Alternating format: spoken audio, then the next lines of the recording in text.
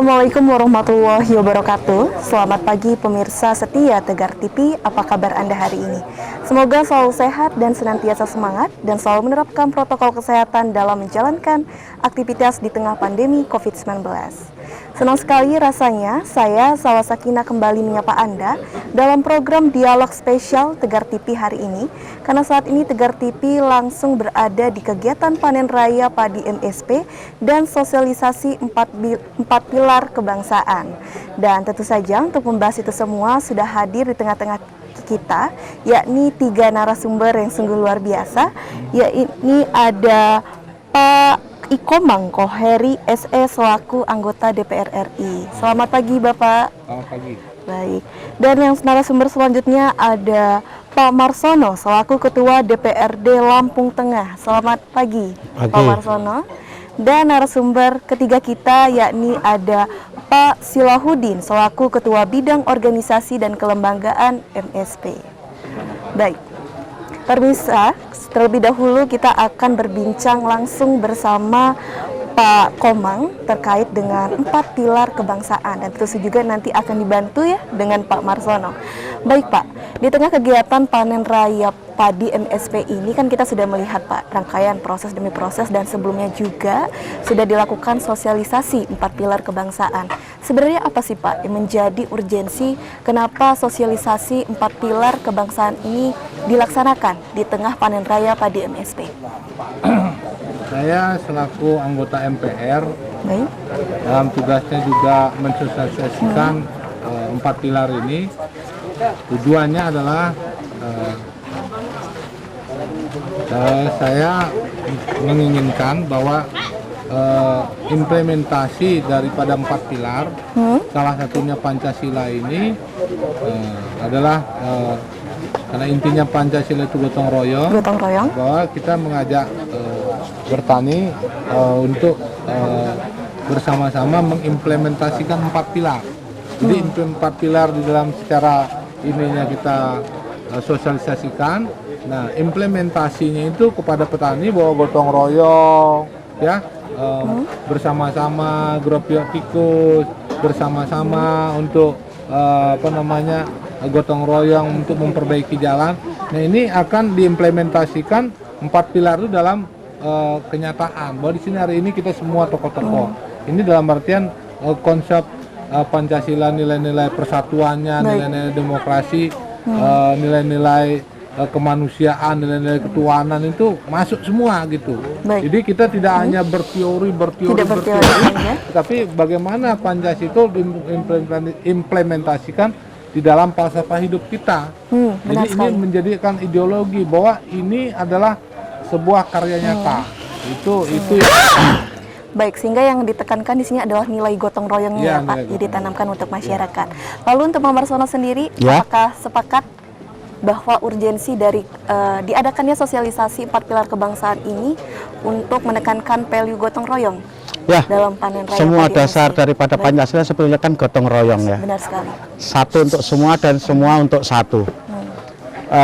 Semua untuk semua. Pancasila itu sebuah dasar negara, ideologi bangsa yang digali asli dari bumi Nusantara ini. Digali oleh Bung Karno dan dikatakan pertama kali oleh Bung Karno pada saat 1 Juni 1945. Dan implementasinya ini kita langsung implementasikan langsung kepada masyarakat. Kalau di kalangan menengah ke atas sepertinya Pancasila kan sudah biasa ya, sudah paham lah. Dari menengah ke bawah itu karena adanya riak-riak kemarin, ada yang mau mengusung khilafah dan lain sebagainya itu, sehingga kita juga perlu turun ke bawah. Bagaimana mensosialisasikan Pancasila ini betul-betul di tataran bawah, apalagi sudah beberapa dekade pendidikan Pancasila itu tidak diajarkan di anak-anak kita di dunia pendidikan kan. Nah, MPR mengambil langkah bagaimana mensosialisasikan 4 pilar ini, Pancasila, Undang-Undang Dasar 45, kemudian NKRI dan Bhinneka Tunggal Ika. Saya apresiasi apa yang dilakukan oleh Pak Komangko Heri yang memfasilitasi kami para petani, tokoh rakyat, tokoh pemuda ini untuk bisa menyatu. Artinya Pak Komang kami diminta untuk langsung menyatu, aksi nyata langsung ke Aksi masyarakat. nyata langsung ke masyarakat. Bukan hanya retorika yang di atas meja dan lain sebagainya. Di tengah-tengah panen pun sebetulnya 4 pilar itu bisa kita Bisa sosialisasikan. disosialisasikan. Lalu ada metode khusus nggak nih Pak agar sosialisasi tersebut bisa langsung nih bisa diterapkan oleh masyarakat? Metode khusus kami langsung. Ini Langsung? makanya di saat panen raya ini sama bibit padi ini, MSP ini adalah salah satu organisasi yang membidangi bagaimana mengedukasi masyarakat. Benar. Bagaimana membuat bibit, bagaimana bercocok tanam yang baik dan lain sebagainya. Gotong royongnya. Gotong royongnya, gotong royong lagi. Gotong royong. Artinya selama ini petani kalau beli bibit 100.000 paling murah ya. Tapi MSP memberikan ruang hanya 25.000 dan berkomunitas. Artinya 75.000 loh per kilo. Kalau 1 hektar butuh 10 kilo, selesai 75.000, itu 750.000 loh. Dan itu banyak loh untuk petani. Artinya sudah bisa untuk opah olah lahannya. Artinya sudah memangkas biaya produksi. Jadi terjun langsung dan langsung Terjun langsung, kita gemakan, kita sosialisasikan. Ya, ini akan menjadi para penyampai pesan nantinya. Benar sekali. Tentu semua tidak mungkin semua kan, tapi kita ambil sampling-sampling. Beliau-beliau ini nanti akan penyampai pesan bahwa Pancasila, kemudian Undang-Undang Dasar 45, NKRI, dan itu adalah 4 pilar kebangsaan kita.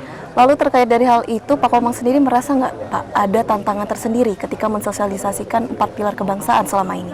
Sejauh ini yang dirasakan? Ya, kita merasa tertantang bahwa kelompok elemen masyarakat ini kan bukan hanya elit-elit politik, bukan juga hanya kaum birokrat, tetapi bangsa dan negara kita ini juga ada kaum petani. Nah, kaum petani ini kan juga turut menjaga negara kesatuan Republik Indonesia dengan dia ketahanan pangan. Ini penting sekali. Kalau negara sudah ketahanan pangannya itu jebol, maka jangan harap ada negara kesatuan Republik Indonesia. Maka dimulai dengan ketahanan pangan. Maka implementasi Pancasila melalui gotong royong. Ini gotong royong ini tanaman padi ini bukan hanya padi, tetapi bagaimana sini bergotong royong apa? Bagaimana sarana air, bagaimana penyediaan pupuk, bagaimana penyediaan bibit, bagaimana juga setelah panen, pasca panennya. Nah, bagaimana setelah itu pemerintah juga agar harga ini juga tidak menjadi problem di masyarakat. Ini kan ada sistem gotong royong, ada aturan di sini negara ini. Maka kita sebagai lentera kecil ya. Saya ini kan bagian dari mungkin ya karena seluruhnya Lampung ini besar sekali. Saya mencoba sebagai tantangan sebagai anggota MPR ini mengajak semua komponen. Saya mengajak tokoh-tokoh pertanian ini bersama-sama mewujudkan negara kesatuan Republik Indonesia, menerapkan 4 pilar di dalam kehidupan berbangsa dan bernegara. Ini Pancasila dalam wujud falsafah rakyat gitu. Sehingga hal itu terus menjadi tantangan dan akan selalu diupayakan. Ya, selalu diupayakan. Karena ini bukan hanya sekali, nanti kita MPR ini diberikan 6 kali untuk turun sosialisasi MPR ini. Lalu untuk Pak Silahuddin sendiri, erat gak Pak nih kaitannya antara bagaimana petani harus mengetahui implementasi bentuk dari sosialisasi 4 pilar kebangsaan ini? Baik, saya memandang bahwa kegiatan kita hari ini yang dilakukan oleh kita semua hari ini salah satu wujud Pancasila dalam tindakan. Benar. Di mana kita semua berkumpul, bermusyawarah, bermufakat dalam rangka apa? Dalam rangka menyelesaikan satu persoalan. Nah, yang ada di hadapan kita tadi ini adalah padi yang menjadi pakan pokok bangsa ini. Benar sekali. Ini tentu kita harus bergotong royong agar bagaimana pangan bangsa ini bisa terjamin. Nah, yang dilakukan Pak Komang, Pak Marsono, dan saudara-saudara kita semua petani ini menurut pandangan saya, inilah Pancasila dalam tindakan. Benar sekali. Saya kira itu pandangan saya tentang Pancasila. Sehingga yang menjadi harapan Pak untuk para petani setelah telah mendapatkan sosialisasi 4 pilar kebangsaan ini, apa yang diharapkan? Ya, saya kira harapan kami, harapan saya tentunya tidak hanya kepada petani, tapi kepada seluruh bangsa. Ini saya mengajak, mari kita pahami sedalam-dalam makna Pancasila dalam kita berbangsa. Para founding father kita bersepakat membangun negara ini berazaskan Pancasila. Dalam beberapa pendidikan, jika diperas, Pancasila itu menjadi Ekasila, yakni gotong royong. Tadi sudah disampaikan Pak Komang, Pak Sumarsono, juga kita semua harapan kita bahwa dalam berhidup, kita hidup berbangsa bernegara, sampai kapanpun kita selalu mengedepankan konsep gotong royong. Baik. Bagaimana eksekutif melaksanakan tugasnya, bagaimana legislatif melaksanakan fungsinya, bagaimana rakyat mengerjakan apa yang menjadi tanggung jawab. Apa yang menjadi tanggung jawab? Saya kira itu, jika ini bisa berpegang teguh, maka saya meyakini, saya yakin-yakinnya bahwa cita-cita proklamasi ke depan pasti kita capai. Yakni tercapainya masyarakat yang adil dan makmur serta sejahtera berdasarkan Pancasila. Berdasarkan Pancasila. Sehingga bisa disimpulkan ini menjadi fondasi atau dasar. Pak Marsono bagaimana? Ya, suka nggak suka, mau nggak mau. Mau nggak mau. Pancasila adalah dasar negara kita. Baik. Ideologi kita, falsafah hidup bangsa Indonesia. Itu dah harga mati. Oke, luar biasa. Baik Pak, nanti kita lanjutkan kembali perbincangan kita. Dan untuk pemirsa di rumah, jangan kemana-mana karena kita akan masih berdialog langsung bersama 3 narasumber kita yang luar biasa ini setelah jeda pariwara berikut.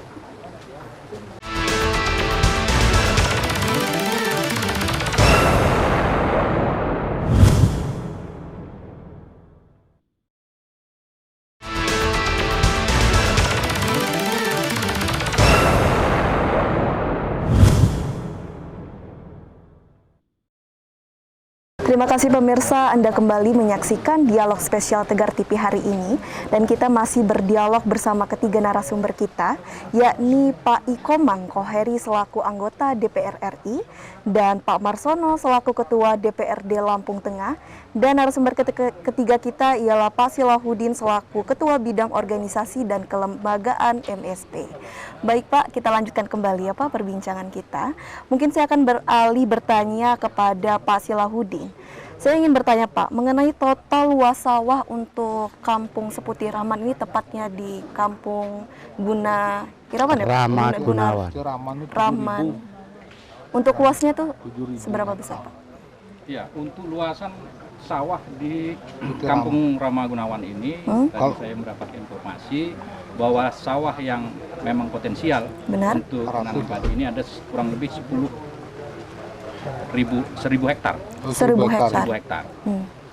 Yang selama ini inilah menopang pokok pangan bagi masyarakat di Kampung Rama Gunawan. Baik. Apakah luas 1.000 hektar tersebut memang murni dimiliki warga atau ada milik dari swasta, Pak? Berapa persen sekiranya memang itu murni milik warga?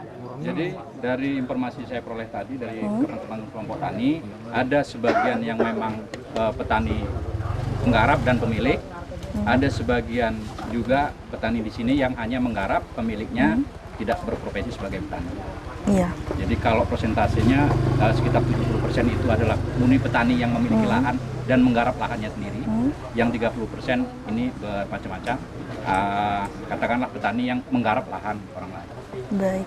Dan untuk sebenarnya pembagian lahan di sini tuh sistemnya bagaimana sih Pak? Apakah disesuaikan dengan kemampuan petani?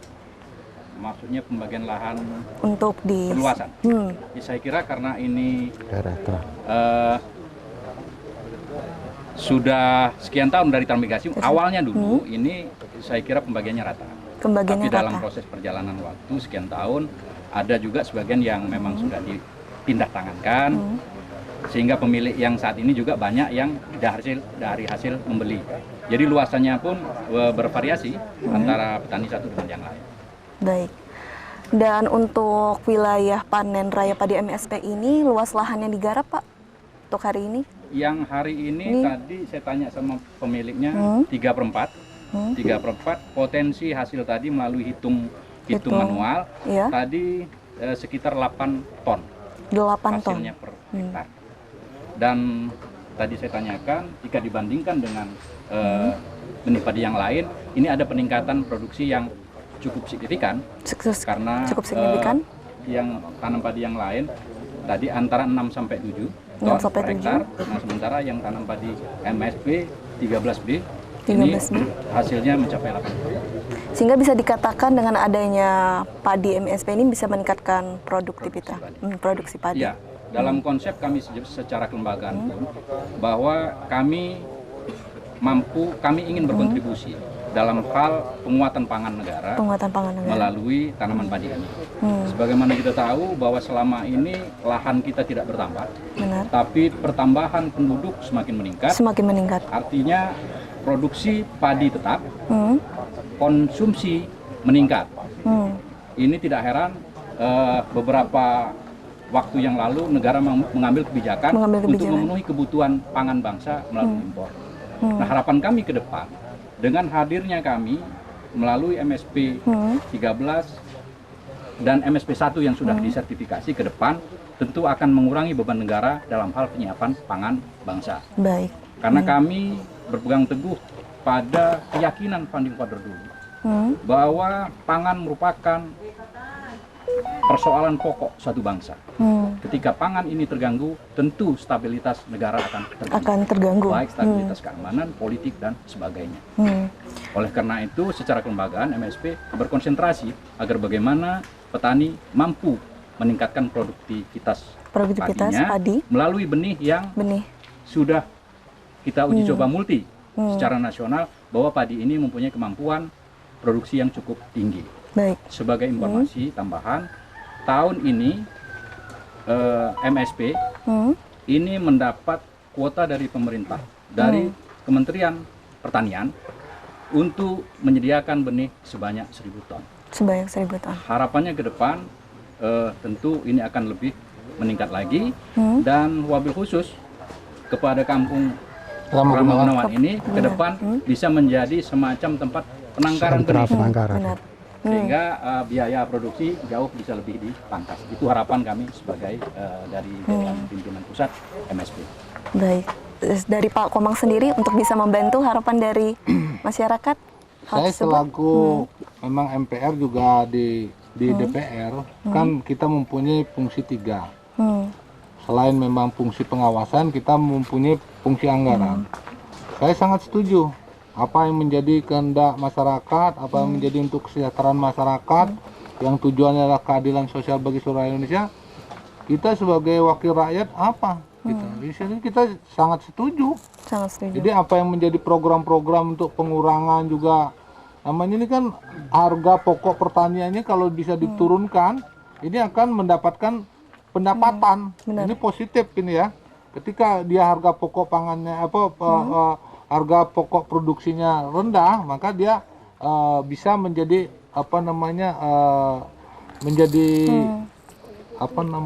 kalau saya bilang itu lebih menguntungkan. Baik. Nah ini kalau memang ini nanti ini, saya juga mengusulkan tadi ini menjadi sebuah kawasan pertanian. Jadi nanti kita sudah di sini ada heller, di sini ada pangan. Nanti ini kalau bisa menjadi juga di sini pupuk organik. Jadi kan nanti masalah kita tentang sekarang pupuk yang subsidi ini juga akan menjadi jawaban ya, ke depan ini. Nah, ini yang harus kita ajarkan terus, edukasi kepada masyarakat, karena ini pekerjaan tidak mudah, karena sekarang kan praktis, orang ini kan mau sekarang ini mau praktis istilahnya, kalau orang bilang itu mau jalan pintas gitu ya. Nah ini sekarang banyak yang membuktikan. Kita di Rejo Asri itu sudah ada pabrik yang khusus untuk pupuk hasil untuk tanpa ini apa? Tanpa kimia. Jadi nah kalau kita sudah bisa dibuktikan ada sertifikatnya bahwa itu hasil tanpa kimia dan tanpa pestisida, itu harganya bisa 2 kali lipat itu harganya itu, karena orang-orang kota ini kan tidak mau sekarang makan beras yang ada racunnya kan gitu. Benar kan. sekali, Pak. Lalu dengan Pak Marsono sendiri, apakah sepakat dengan yang disampaikan Ya, Pak sepakat. Komang bahwa itu menjadi bisa salah satu antisipasi ya Pak untuk mengatasi, apalagi sekarang pupuk subsidi itu langka Pak, saya dengar. Langka. Bukan ataupun langka. Mahal. Pemerintah itu hanya mencukupi Mencukupi. 40% pupuk subsidi yang dibutuhkan oleh masyarakat, bukan langka sebetulnya. Di samping sistem juga yang dirubah. Nah, sekarang ini kan dasarnya adalah RDKK dan kalau dia punya tergabung dalam kelompok tani dan gaboktan. Baik.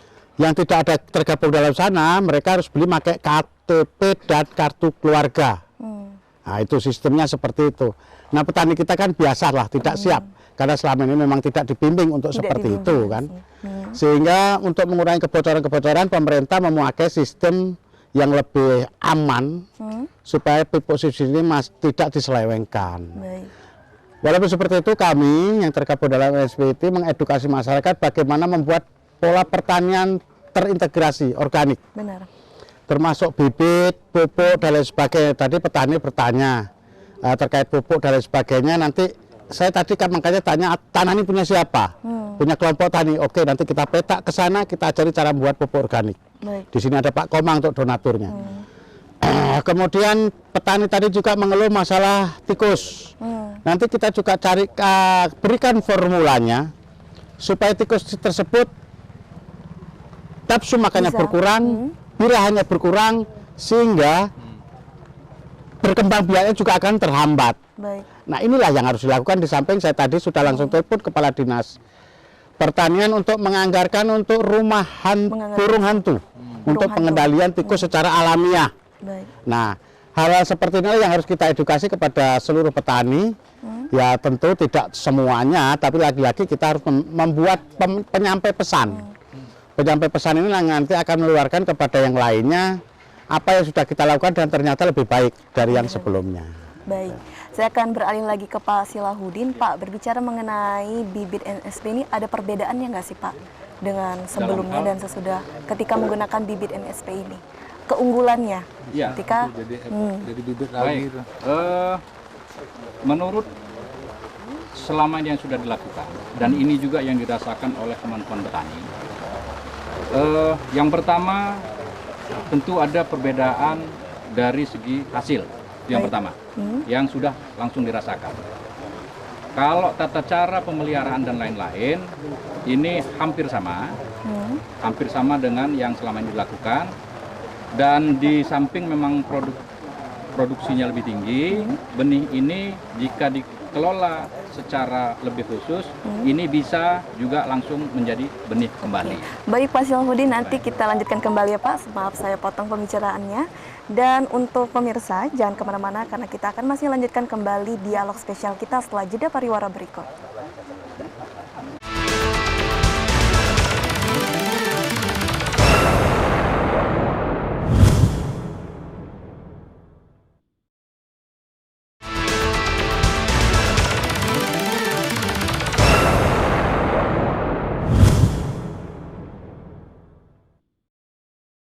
Terima kasih pemirsa, Anda kembali menyaksikan dialog spesial Tegar TV hari ini dan kita masih berdialog bersama ketiga narasumber kita, yakni Pak Iko Mangkoheri selaku anggota DPR RI dan Pak Sumarsono selaku Ketua DPRD Lampung Tengah serta Pak Silahudin selaku Ketua Bidang Organisasi dan Kelembagaan MSP. Baik Pak, tidak terasa ya Pak, kita sudah berada di penghujung acara. Mungkin bisa diberikan closing statement Pak. Ini dimulai dari Pak Ikomang dulu dong. Untuk pemirsa setia yang sudah menyaksikan dialog kita dari awal hingga akhir.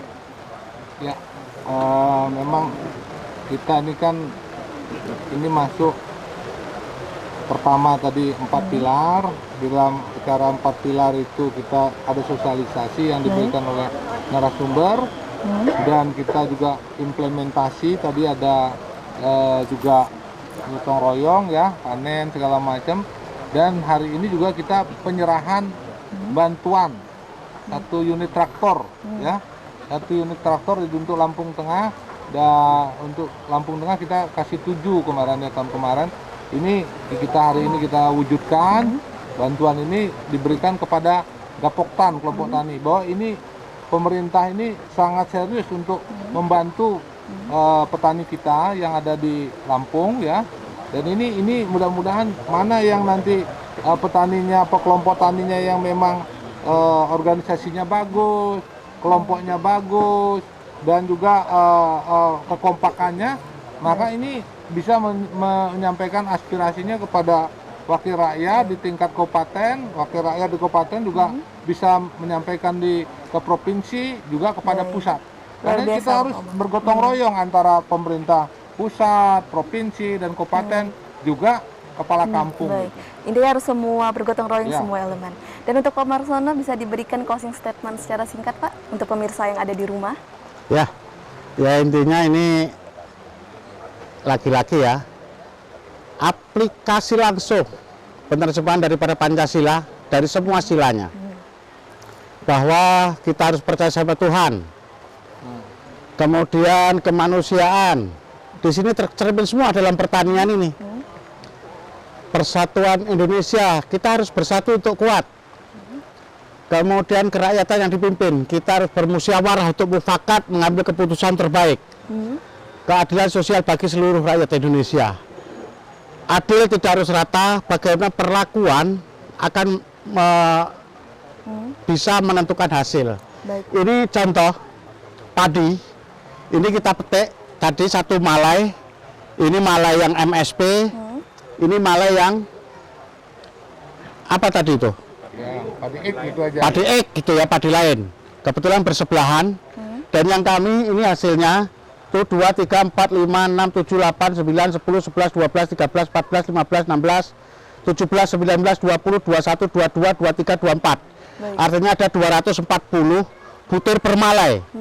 Ini kita udah 2, yang mereka kita pisahkan 3. Yang punya padi X tadi, ini ada berapa ini? Tuh 2, 3, 4, 5, 6, 7, 8, 9, 10, 11, 12, 13, 14, 5. Artinya hanya 150, sementara punya kita 245. Nah artinya, Sehingga kalaupun masih tidak percaya, silahkan dicoba. Cuman kalau kami, binaan kami, sudah banyak yang pakai ini kan. banyak yang pakai ini. Cuman melawan yang namanya kapitalisme itu kan nggak mudah. Melawan kapital itu mereka mempunyai sistem yang sangat kuat, sehingga biasanya rakyat masih lebih percaya kepada mereka. Baik. Nah inilah yang perlu gerakan gotong royong tadi untuk mensejahterakan petani, rakyat, untuk Indonesia berdaulat pangan. Baik, untuk Indonesia berdaulat pangan. Pangan. Untuk Pak Sila bisa diberikan closing statement sedikit untuk pemirsa yang ada di rumah. Baik, dalam kesempatan ini sebagai closing statement saya hanya kembali menegaskan bagaimana pidato Bung Karno pada peletakan pembangunan kampus Institut Pertanian Bogor. Beliau sampaikan secara tegas bahwa pangan merupakan hidup matinya sebuah negara. Oleh karena itu dalam kesempatan yang baik ini, saya menyampaikan kepada wakil kita, kebetulan mohon disampaikan nanti kepada pemerintah, untuk secara serius dan sungguh-sungguh terhadap kebijakan pangan bangsa. Bagaimana negara kita semua mampu menjamin pangan perut rakyat. Baik. Hari ini kita pada skup kecil sudah mengimplementasikan bagaimana kita peduli terhadap kedaulatan pangan. Bagaimana kita peduli terhadap perut rakyat. Dengan konsep gotong royong yang kita usung, ternyata tidak-tidaknya di Rama Gunawan mampu untuk mengisi perut-perut rakyat di Rama Gunawan. Kedepan harapan kami kepada pemerintah, mohon juga disampaikan kepada pemerintah, Bapak Presiden, Menteri Pertanian, agar dapat menerbitkan satu regulasi yang lebih baik terkait politik pangan bangsa ini. Sehingga problem-problem yang tadi muncul, bagaimana harga murah, bagaimana langka pupuk, bagaimana kurang air, bagaimana teknis pertanian ini terganggu, ini bisa diatasi. Selanjutnya diberikanlah pendidikan teknologi kepada para petani, sehingga kerja-kerja petani lebih efektif dan efisien. Dan kita meyakini bahwa persoalan bangsa ini tidak dapat dilakukan oleh pihak masing-masing. Tapi ini dapat kita selesaikan dengan cara gotong royong. Luar biasa. Terima kasih.